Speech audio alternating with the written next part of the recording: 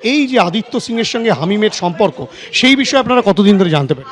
আমরা তো এই দুদিন পরে স্টেট পুলিশ এসেছিল রাত্রিবেলা, আমরা জানতে পারি এরকম ব্যাপার।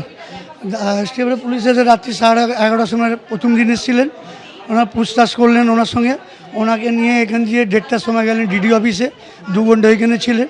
ওনার বাবা পুরো পাড়ার লোকরা গিয়েছিল, অফিসাররা বললেন কি দেখুন এরকম এরকম ব্যাপার আছে, আমরা এনাকে নিয়ে যাচ্ছি, কথাবার্তা বলছি, লিগ্যাল হলে লিগ্যাল হলে ছেড়ে দেবো, লিগ্যাল হলে আমরা যা প্রসেস আছে ওইটা কাজ করব।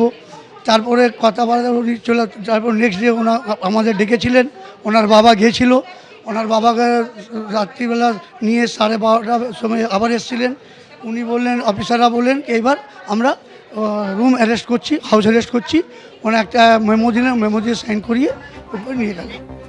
জঙ্গি যোগে পরপর গ্রেফতারি। এবার গ্রেফতার করা হলো হাওড়ার বেরিলিয়াস রোড থেকে আদিত্য সিং ওরফে রাজুকে।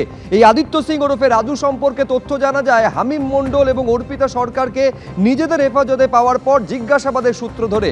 তারপর জানা যায় এই আদিত্য সিং সম্পর্কে, যেটা এসটিএফ সূত্রে দাবি করা হচ্ছে, উমেশ রায় সম্পর্কে যাবতীয় তথ্য হামিমকে সরবরাহ করেছিল এই আদিত্য সিং।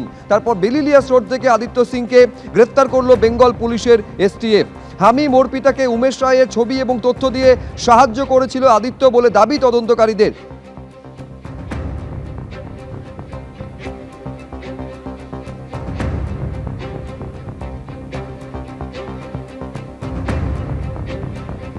অর্থাৎ পরপর 4 দিনে 3 জনকে গ্রেফতার করেছে বেঙ্গল পুলিশের এসটিএফ। প্রথমে গ্রেফতার করা হয়েছিল হামিম মণ্ডলকে, তারপরে গ্রেফতার করা হলো অর্পিতা সরকারকে, আর এবার গ্রেফতার আদিত্য সিং ওরফে রাজু।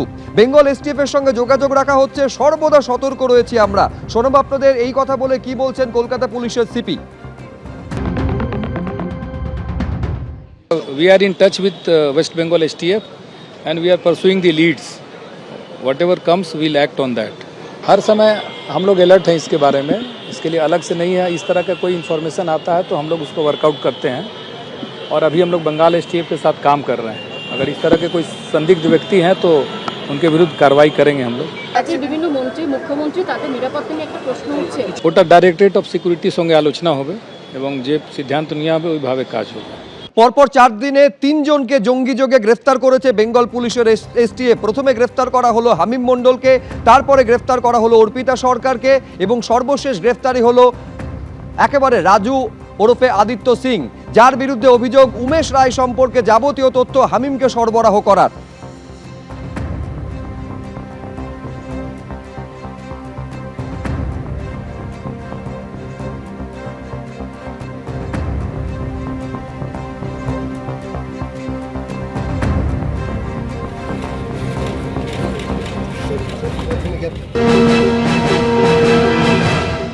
সবটাই তৃণমূল তৃণমূল তৃণমূল হচ্ছে নাকি? পুলওয়ামায় তৃণমূল ছিল, পাহেলগাঁওতে তৃণমূল ছিল, পুলওয়ামায় এতগুলো জওয়ান মারা গেল, তৃণমূল ছিল, জঙ্গি তৃণমূল ঢুকিয়েছে।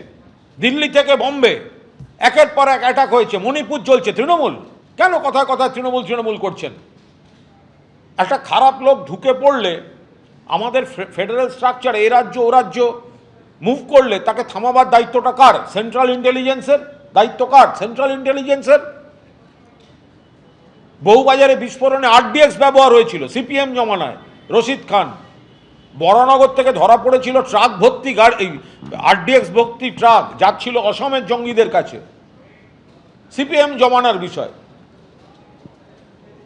এখনো অকারণে তৃণমূল তৃণমূল তৃণমূল তৃণমূল করে যাচ্ছেন, তো মহা মুশকিল। জঙ্গি যোগে ধৃত এই যে ব্যক্তি যাকে গ্রেফতার করা হয়েছে আদিত্য সিং, আদপে একজন কলেজ পড়ুয়া, উমেশচন্দ্র কলেজের পড়ুয়া সে, বিকম অর্থাৎ বাণিজ্য বিভাগের পড়ুয়া। স্থানীয় বাসিন্দারা জানাচ্ছেন এই এলাকায় অর্থাৎ হাওড়ার বেরিলিয়াস রোড এলাকায় 20 বছর ধরে থাকে সে।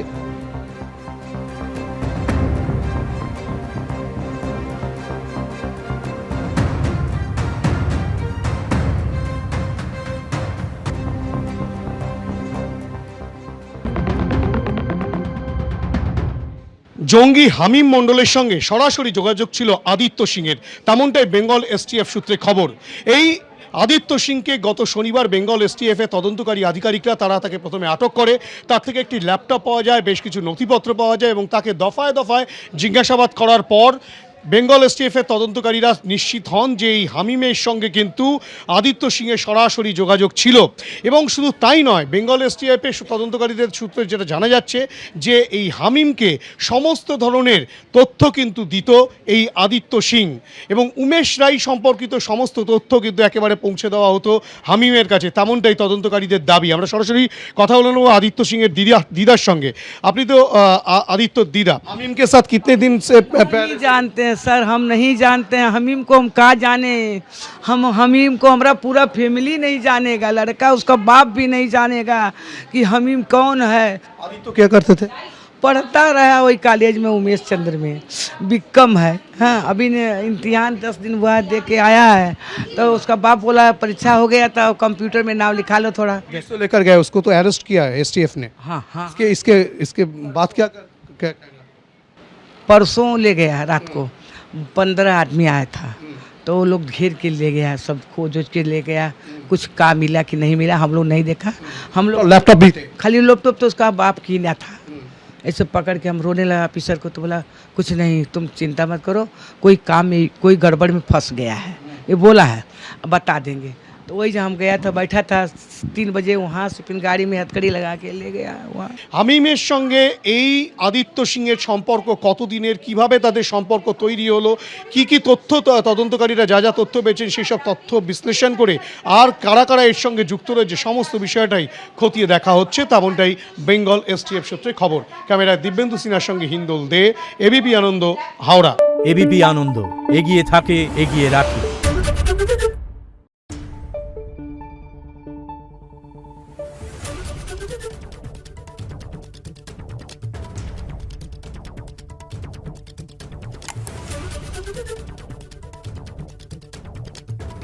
Thank you.